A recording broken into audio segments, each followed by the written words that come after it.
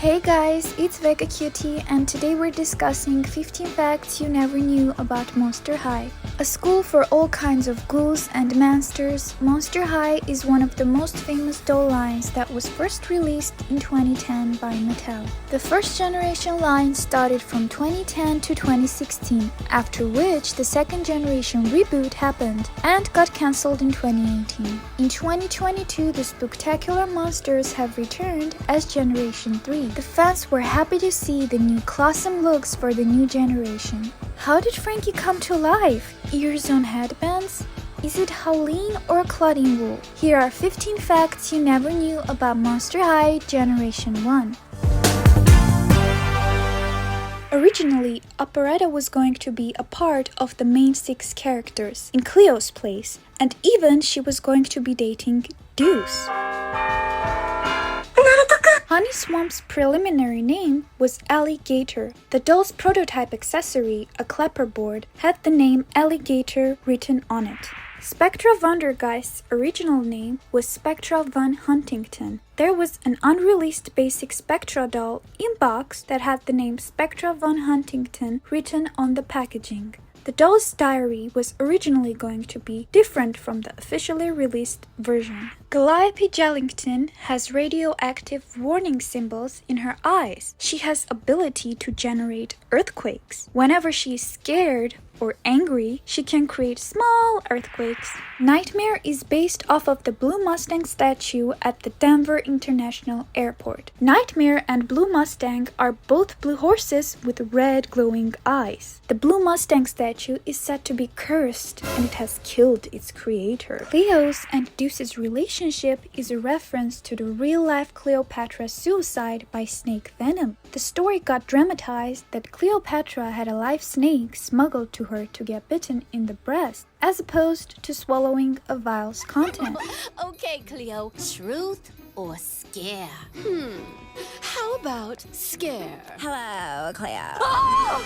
Not expecting that much scare. What's she doing here? Amanita is a Titan arum, a flower unique to Sumatra that became known to Europe in 1878. Its first known blooming outside Sumatra was in 1889. That event was very important to the development continuation of botanical horror, so it's a clever nod of Monster High to include a monster based on one.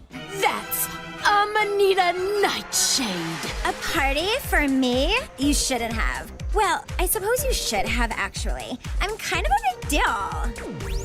Twila's name is taken from Mattel's Little Sparkling Clouds. That brand is also the origin of Twila's or Tila's name, the troll girl mentioned in Torlai's diary. Is there any evidence whether Frankie is made from dead people or not? The original story, Frankenstein, couldn't use dead people. In at least one remake, he used dead body parts. Frankie might be like Edward Scissorhands. In the movie, he was artificially made instead of using actual dead parts. And this might explain why Frankie looks like that woman from Skull Shores. This either means that their father got the girl's body and used it, or used the woman's likeness to make Frankie. And if that's the case, then their parents are genius. Now he can make his kid whether it be artificial or real, but we know he could have made them both ways, explaining why her hand can come off at will and not bleed in the Monster High book. Though when their head fell off, they were out for a while, so yeah,